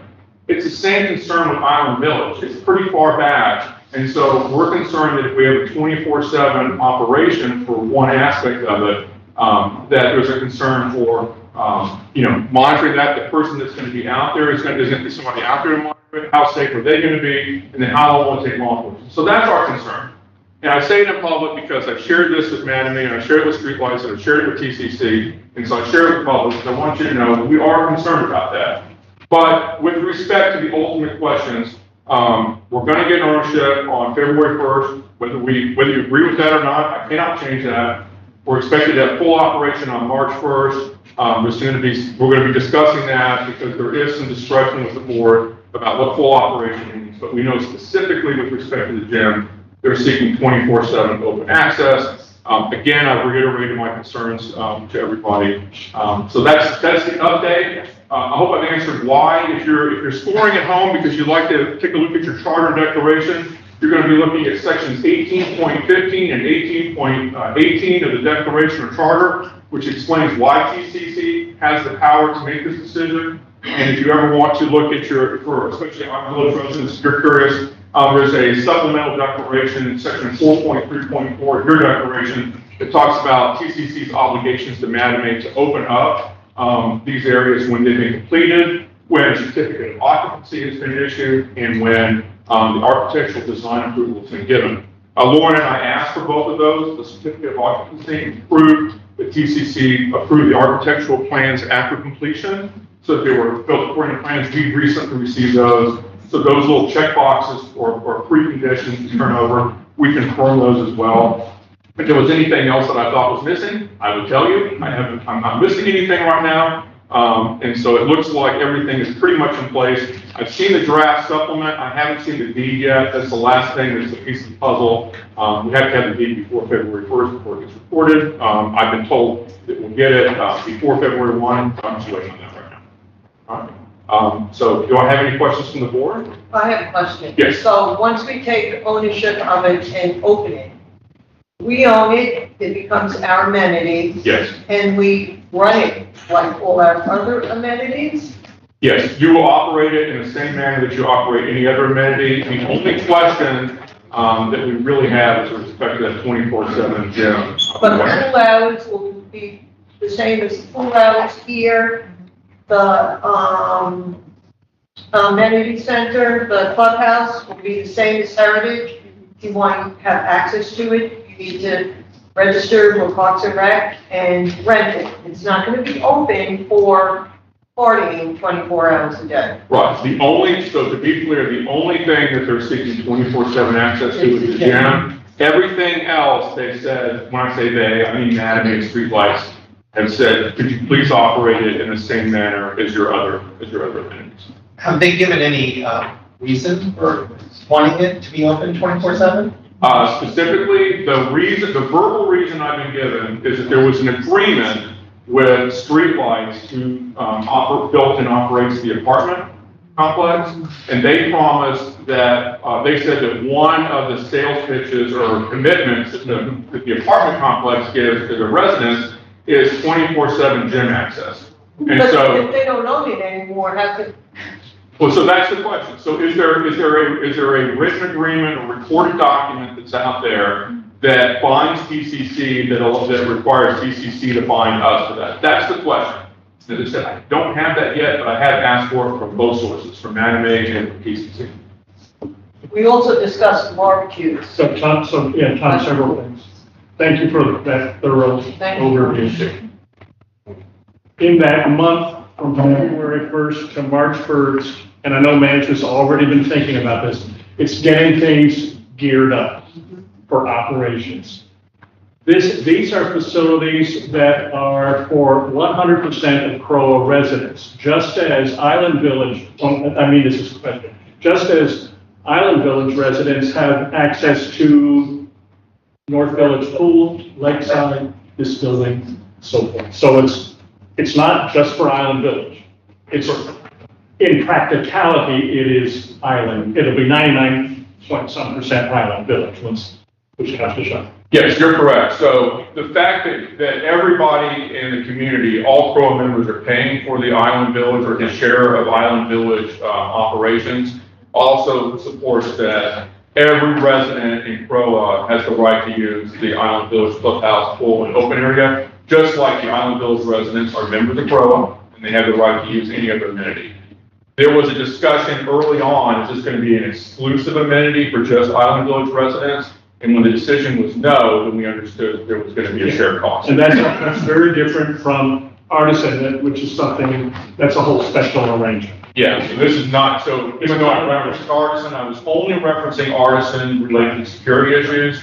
The service area members for Artisan have exclusive use of the clubhouse. Of course, they can invite guests, but they otherwise have it closed off. Every other area, just like Island Village, is open. So this board of 5, and then transitioning to the new board, which, anyway, there's 3 seats open.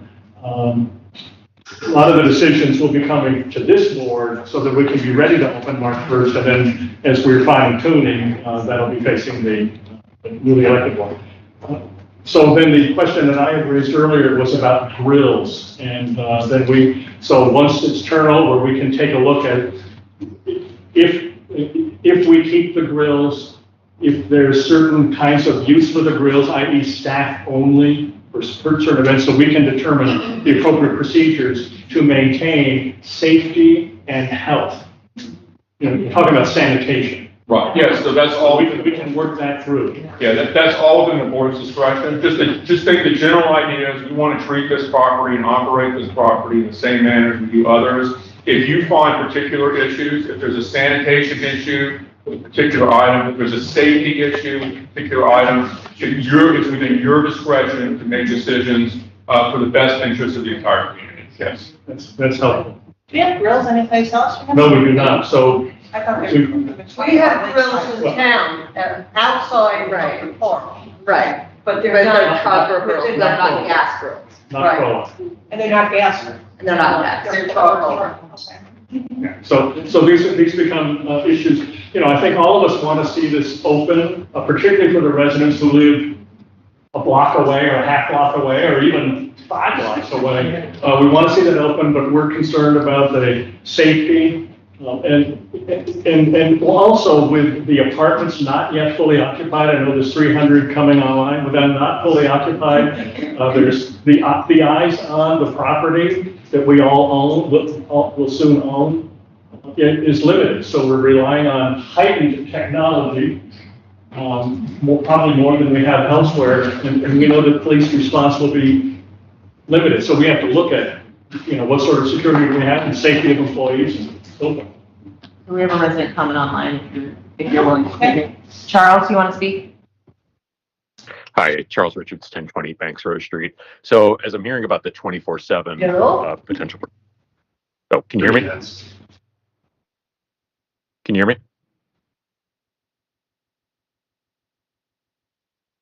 Hello? You have it muted out. let me try it again. Charles Richards, 1020 Banks Road He's muted Street. himself. Can you There hear we me go. He's up. now? Sorry about that. Talking So so we the can't 20, hear him. Charles, we can't hear you. I'm assuming you can hear us if you're raising your hand.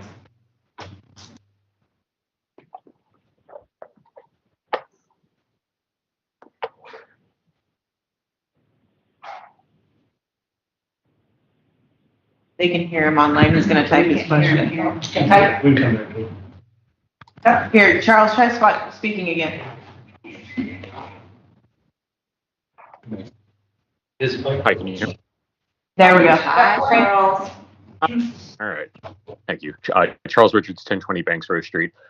So considering what we just heard about the potential 24/7 hours of operation, was that something that I suppose was contemplated as we went through the budget review process for 2023? The potential staffing and headcount. Obviously, we just looked at a 9% increase, but has there been any consideration? I don't know who to direct that to, Cindy or Bill or anyone else on the board, but what's, I guess, the impact of that, especially coming off a $700,000 operating fund loss? Have we given any consideration to that? Charles, I am so sorry, but you're coming through kind of garbled. Could you repeat your question, please? I'm sorry. I can answer part of it. So it was about, did we contemplate the Island Village Amenity Center and the staffing that's in the 2023 budget?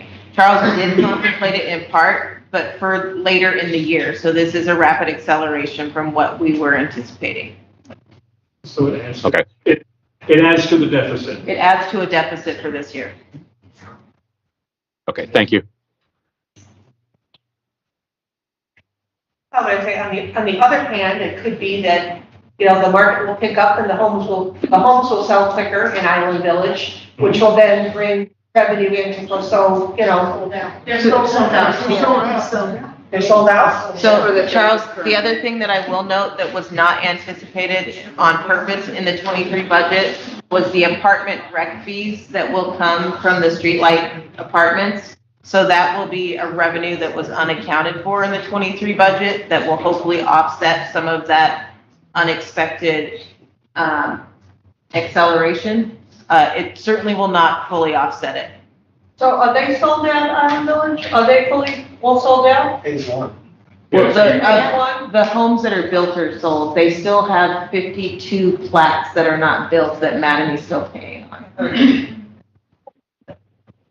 But they will be building them, and I think there are people waiting in line to purchase. Yeah, and on top of it, there are other areas that are not yet platted. So when we talk about, we're still pretty far away from platting.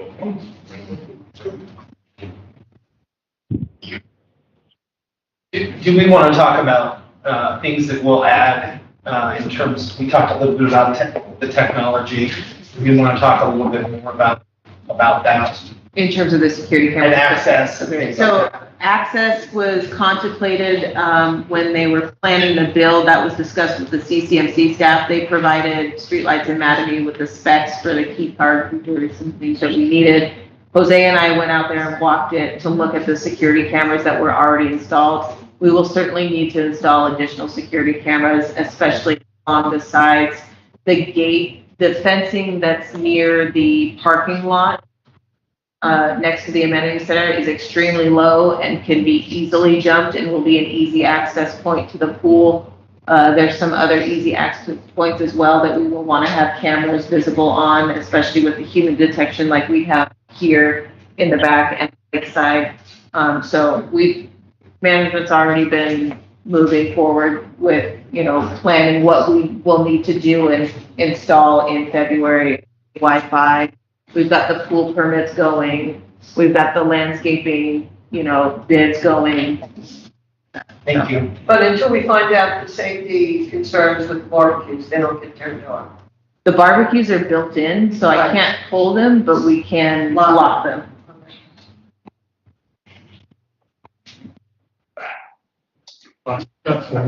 Hello, dear. I just want to wait for this very next topic, which Okay, is. I was gonna say, I But can have you it can ready in start. 5 minutes. Oh, make it 15, and Terry's coming tomorrow between 2 and 3 when you're at the doctor, but I think I can handle him, but we need to discuss what you want me to say. Okay, so are we done with that? Any questions from Any questions Yes.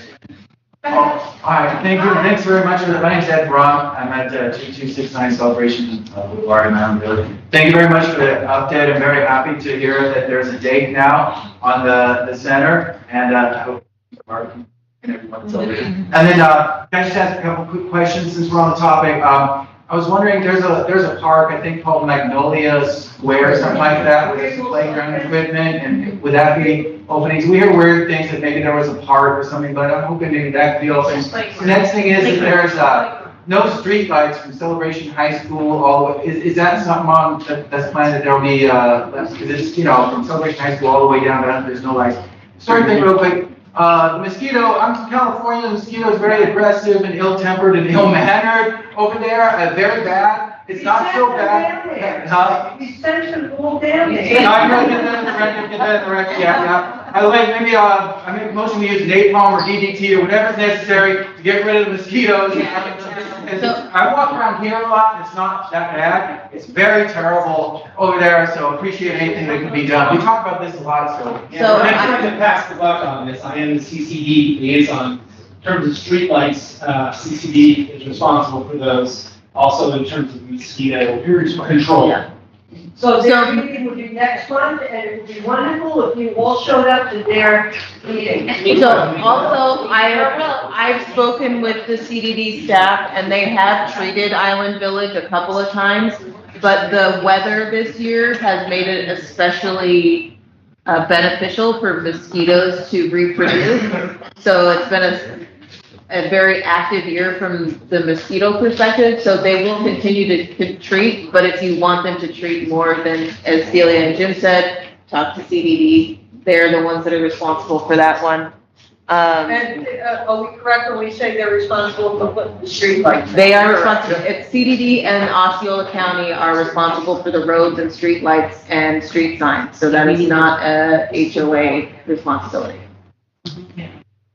Even the back alleys? Even the back alleys. Even more the back alley. Yeah. I have a question. Tom Hoffman, 2225 Celebration Boulevard. Once the ownership goes to CROA, will they have the ability to then change the 24-hour issue, or isn't that? We don't know yet. Is that something that can be done? I'm not going to advocate one or the other. Yeah, we don't, so the short answer is we don't know. If I knew, I would definitely share that with you. I haven't seen the documents that discuss the commitment by TCC and agreement between PCC managing and streetlights regarding the 24/7 access to the gym. I've been told this repeatedly by all parties that there is an agreement, I just haven't seen it. Once I see the agreement, we can review it, but I'll straight up tell you, everybody else, TCC, managing, and streetlights all believe that we're gonna be obligated to keep the gym open 24 hours a day, 7 days a week. They're insisting on that. There must be a basis for that. Once I see it, I'll share my thoughts with the board. But to be very clear, they believe that we're going to be compelled to do that. Thank you. We briefly mentioned the Magnolia Park. Is that going to be open? Are they going to take the dogs things off? So I don't know if that was in the documents that were sent over as part of the transfer with the amenity center or not. I hadn't looked that deep into them. I don't think it is. I think it was the clubhouse, the pool, and then the open space. That was, I forget the track number, but the two track numbers. The Muse. Yeah, so that was it. I was out there earlier this week as well, and I think because of the proximity of that park to the active construction, I don't think Matamy's ready to turn it over to us, because operating that would probably be even more of a liability with all the construction trucks and machinery going in and out of there. But you don't know. I don't know, but that would be my guess. Everybody's guessing.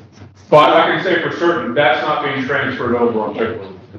Eventually, but not now. I have a question. My name's Brian, 56 Resident Street. Hello. So the intention for the gym was always supposed to be 24/7. Is that Was that the case? That's what they're telling us, although that wasn't communicated out to us until recently. Okay, the reason why I asked is there any like infrastructure that was involved in the plans, you know, to facilitate 24/7, like, is there security cameras in these plans, or was that all something that was supposed to be discussed after it was built? I didn't have. Security camera system matching was part of the discussion with the CCMC staff before Grand Manners came with Mattamy and possibly streetlights, I think. To my knowledge, I do not know if the CCMC staff had input on placement of the cameras. That is outside of my. So just to be clear, you guys can correct me if I'm wrong, the board is not supportive of that because it's not what we have at the other gym. Right. But if we're forced to do it legally, we will do it. Is that accurate? Hi, Catherine Biology, 29 Celebration Boulevard. I, for one, I don't know how anybody else feels, I don't want that 24/7. If I could just put that out there, the resident, I would not. We don't want it to that. We already does. We don't want the gym 24/7 either, because this was presented to us with Spring Lake last year. They did make it as a selling point. I don't know. Well, of course, they're gonna make a lot of things as a selling point, and I'm sorry if it came off to some residents that we were the evil people here that weren't allowed these amenities to be open. But we have a fiduciary responsibility to all the residents in Celebration. I think there's 5,000 homeowners now. You being the new homeowners in our community, this is going to be a big impact on our assessments. Am I saying this correctly, Lauren? This isn't just, we're going to open the pool, run the filter. There's a lot involved here, staff that has to maintain it. We have issues with this playground. We have issues on Friday and Saturday night with teams hanging out. We need to make sure that you guys in our village are protected from things that can happen in the middle of the night. Well, there's no rational vandalism. Right, we're taking into consideration everything that we need to do to protect your residents and all the other residents in Celebration. Because once those 300 units are filled with those apartments, there's going to be a lot of people down there using one pool. The gentleman in the back has his hand up. Edward Wood, for the apartments and the community. No question, you don't, point of clarification. On February 5th, we presented a memo to the CROA board about the 24/7 issue because TCC required the board acknowledging that before they gave us the page Pierce document.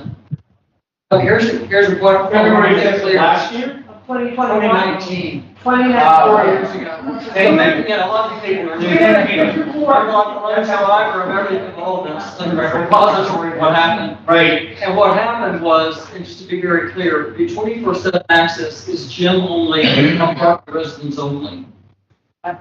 And we did all of the design of the building, the cameras, the low voltage, with Disney reviewed plans 5 times. We did all the low voltage, coordinating all this. So I just wanted to make that point of clarification. It's not 7 for the gym for everybody. It's just for the apartment. So the residents who own the homes there aren't going to be allowed to use the gym 24/7? That was for the apartment. And they're paying for it? We will have a legal question of whether we can deny access to the 12,000 residents to the gym. We will have a legal question. Seriously. Thank you. We cannot deny it. And that's not. I could set cards point of order, but I don't think that works legally speaking. Yeah. All people get to use. Point of order, Madam President. Very excited. Madam President, we generally agree to 8 o'clock ending time. Good. We have 13 minutes. Gonna say you. Yes, A couple thank you. things to go down. Doing well. Thank you. Okay, town hall. Yeah, more to say more on town hall, what's going on, where we are. You know, I did not get pictures today because the day got away from me, but I think the general information about town hall is essentially every exterior wall of town hall had to be cut into to abate, water intrusion and, the visible growth. So right now, if you come in to visit us at town hall, if you peek in some of the rooms, you will just see it down to the studs and the inside of the exterior wall. The town hall staff are in temporary desks in town hall. We are working at looking at places on the boulevard and other locations to possibly migrate to. If and when work needs to be done on the town hall building, we're looking at every option that we can think of. The stick room was a nice temporary fix, but it's not a longer term solution during a construction period. I think the real key is we need to wait to see what the engineer says and what the cost is going to be, and then I think the board needs to make a decision in terms of what all you want to do in terms of if you want to make the building full, if you want to make the building full and possibly start discussing expansion, if you want to do a phased approach, things like that. So I think it's time, and I think Cindy has said this too, we need to approach this with an open mind and how we approach this building and the path forward, because there's going to be a lot of options and a lot of decision points coming up when it comes to the building. Lauren, when do we expect the engineer and architect to? I just got the contract to approve from them before the meeting started, so I'll get that to you guys for approval and then. And then you can start billing it. Then we can say. So to be clear, you know, I saw it with studs and so forth. The water intrusion was just not last fall, but it's been happening for years and gone neglected. It's been a long-standing issue. So you have water intrusion from three main issues, from roof to wall needs. So basically, it's some flashing issues. You have water intrusion from some windows, and your major water intrusion is coming from a approximate 1-inch gap that's around the majority of the base of the building between the foundation and the bottom of the building, where you can stick your hand in and up, and you are basically in the wall. So anytime it rains, there's moisture getting in there. In some places, the mulch bed is up above that gap, so there's just constant moisture sitting there.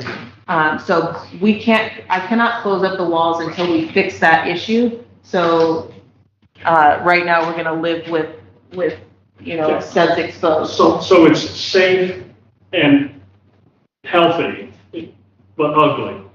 Yes. No, but it's functional. The building's not gonna fall down. All visible growth and any microbials that were in the building have been scrubbed, treated, sprayed, fogged, and But the underlying problems still exist. yes. And if we were to have major storms, some of the leaks, and I spent a lot of time looking, trying to understand why the windows are leaking. It's not the windows, it's coming in from the roof line, all the way down to the inside of the wall. It's been happening for a long time.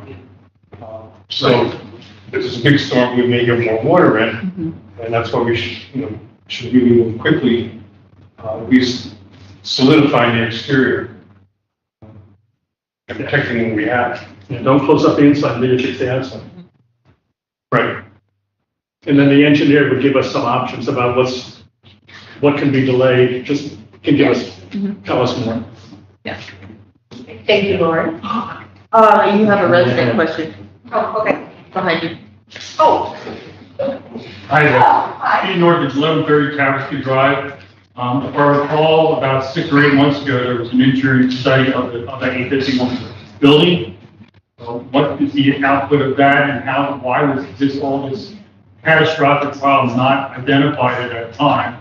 That's my first question. Also, are you seeking any kind of insurance coverage for this from the water intrusion? I understand that water intrusion itself wouldn't be covered by insurance. All the damage occurred by water intrusion should be covered by insurance. So where are we with those two things? The original engineering report, why it didn't address it? And two, what insurance approach you take? Well, I'll take the easier one first. The insurance, is already gonna go up. We already know it's gonna go a lot next year.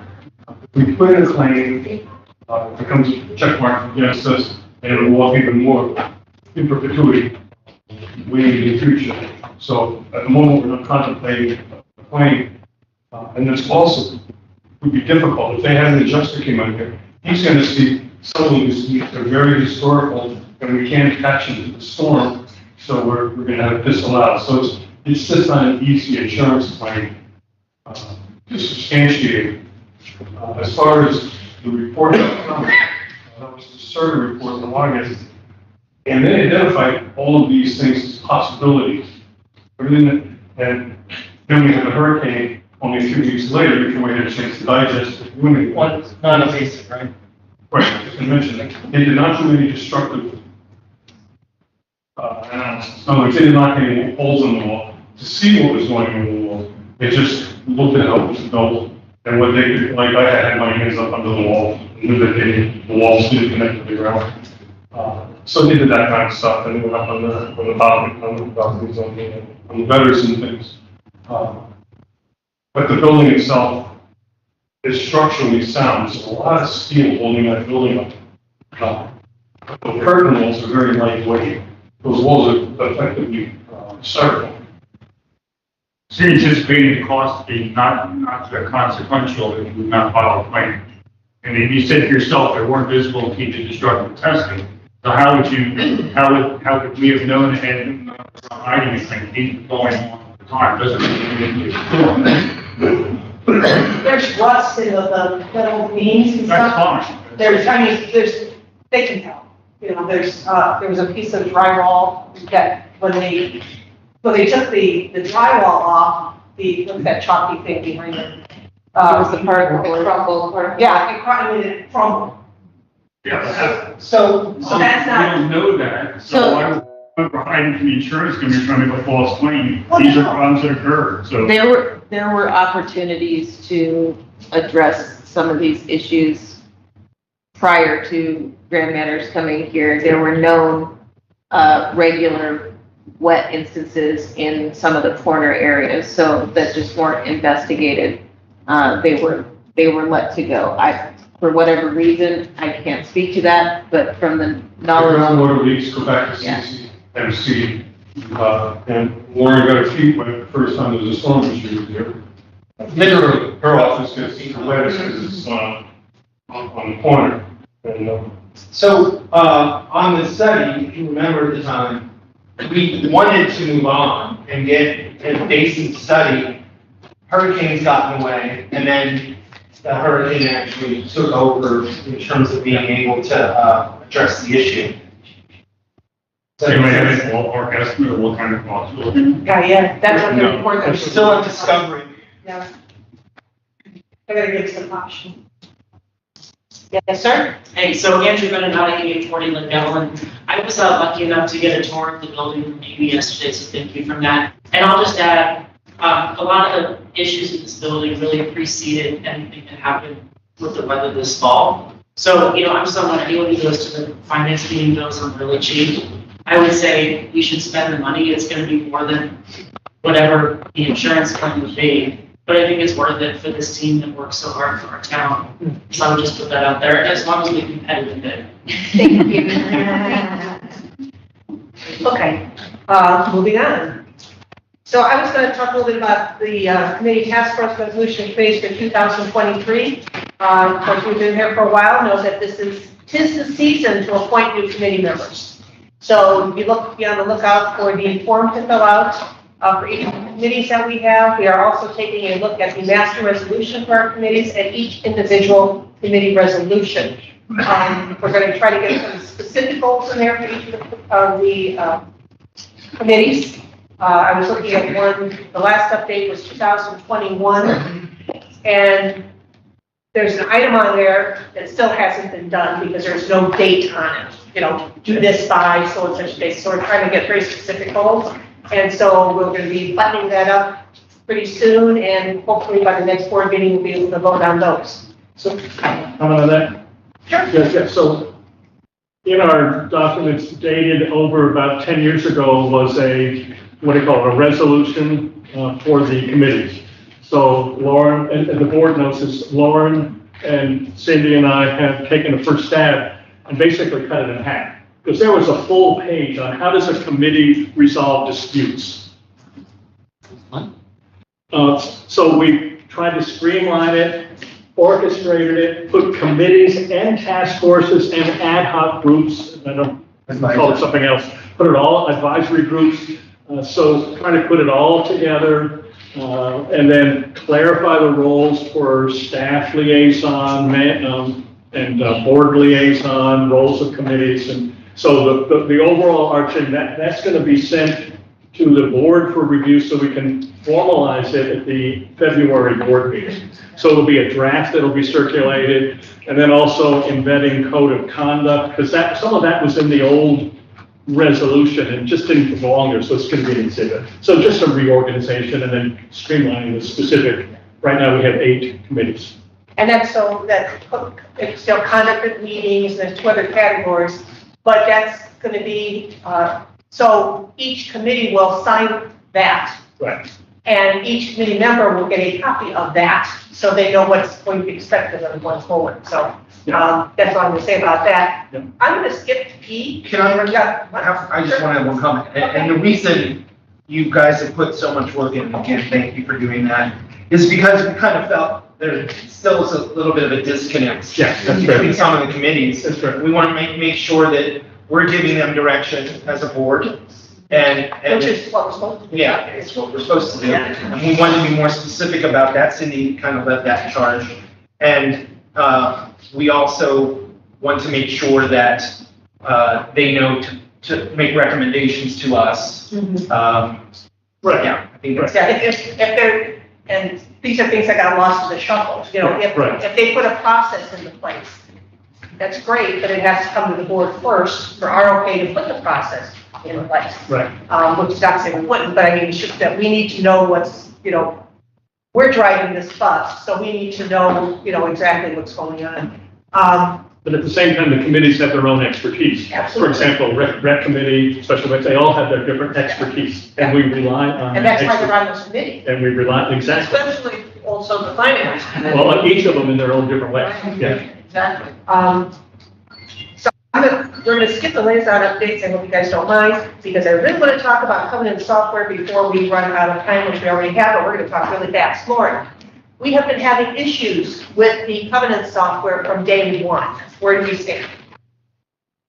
So we have adjusted the CROA software with the support of corporate to fit, to attempt to fit the celebration needs and the celebration style of doing covenant inspections. The limitations of the software are, you can only do one, so we have 6 categories. You can only put one category on a letter.